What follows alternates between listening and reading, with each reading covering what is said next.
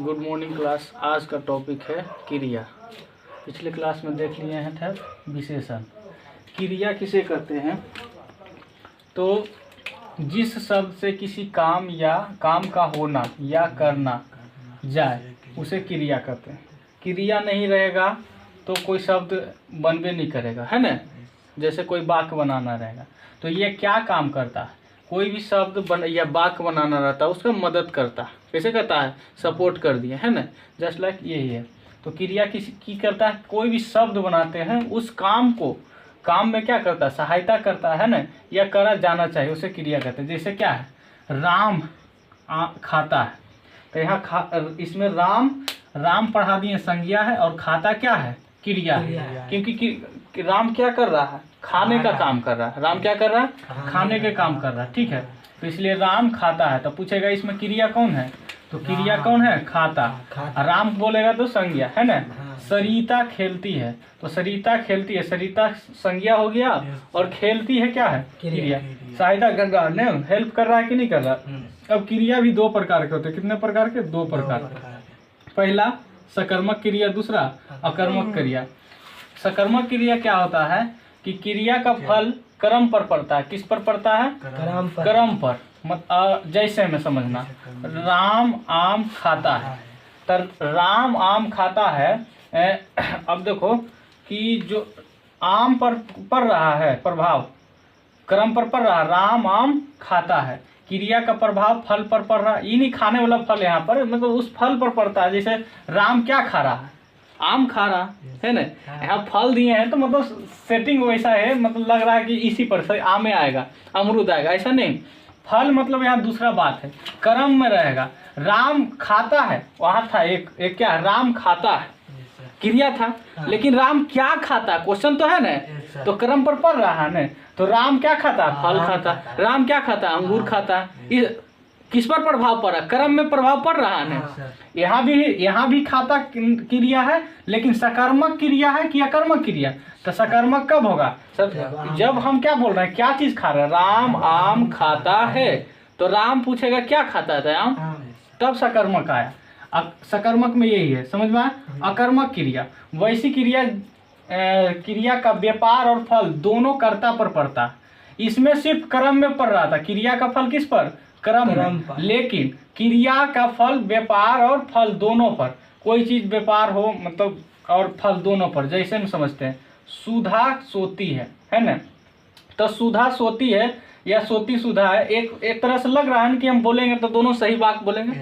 तो ये कर्ता पर पड़ता है। किस पर पड़ रहा है? कर्ता ये हुआ, है ना। कर्ता पर पड़ रहा है। सुधा क्या कर रही है? सो रही है।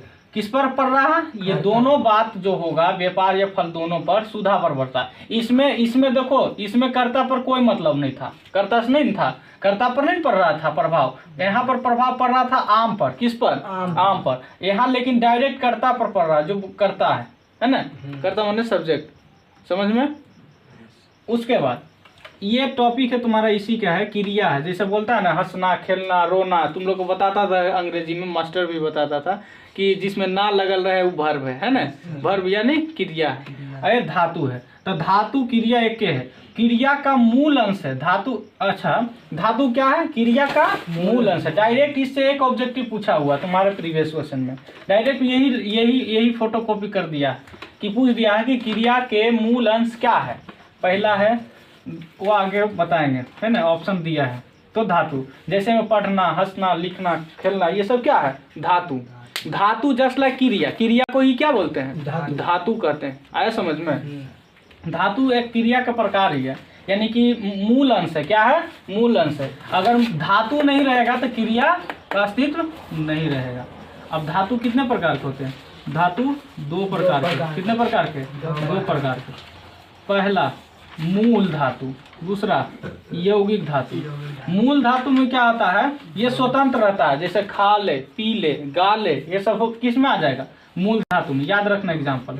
और यौगिक में मिला रहेगा। खा में ना गया, खाना खिला दो, इस तरीका से रहेगा। अरे समझ में? खाना पिला दो, पानी पिला दो, खाना खिला दो, ये सब किस में आएगा? यौगिक में।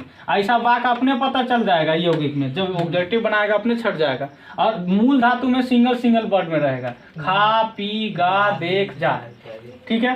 फिर से क्रिया का काम क्या है, क्रिया सारा चीज़ बता दिए। सकर्मक क्रिया, कर्म। अगर इसमें तो कन्फ्यूजन है तो सीधे याद रखना, इसमें किस पर प्रभाव पड़ेगा, कर्म पर। किस पर पड़ रहा है, कर्म पर। कर्म कौन कर रहा है, उस पर पड़ रहा है। इसमें किस पर प्रभाव पड़ रहा है, कर्ता पर। ये दो, कर्ता माने कौन होता है, जो सुधा जैसे सब्जेक्ट है। कर्म कौन होता है पता है ना, जिस पर प्रभाव पड़ता है ना, जो क्रिया पर प्रभाव पड़ता है। इस तरीका से अब इसका ऑब्जेक्टिव देख लेते हैं। ज़्यादा इससे नहीं पूछा है, 4-5 ऑब्जेक्टिव करवा देते हैं। ऑब्जेक्टिव करवाने के बाद क्लियर।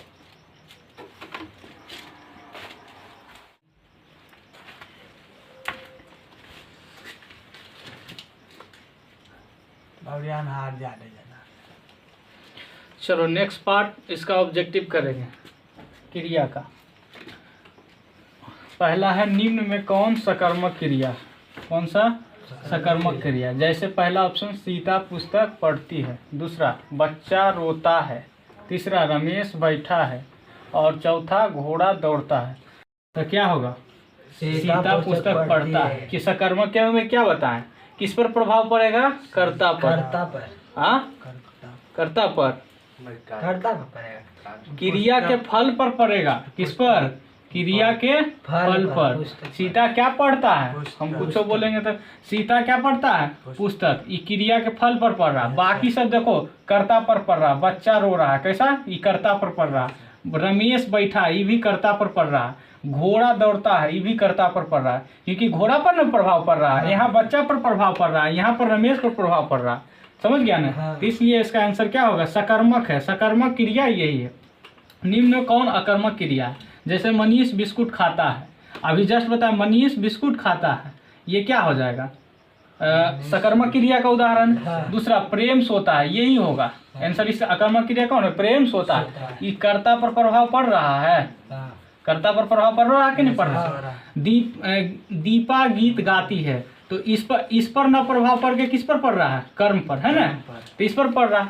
और गाय घास खाती है, तो ये भी नहीं होगा, इसलिए इसका आंसर क्या हो जाएगा, बी। मोहन मुझसे किताब लिखवाता है। ये सारा क्वेश्चन 2025 2024 प्रीवियस क्वेश्चन पूछा हुआ है, ठीक है। ये सारा क्वेश्चन हम अपने से नहीं डिजाइन किए हैं। मोहन मुझसे किताब लिखवाता है। अब देखो लिखवाता है, हम तुमको नहीं बताएं, एक बताएं यौगिक, एक बताएं सकर्मक, एक बताएं अकर्मक, बताएं कि नहीं। लेकिन लिखवाता है तो इस सोचने वाला बात है, किससे, प्रेरणा से।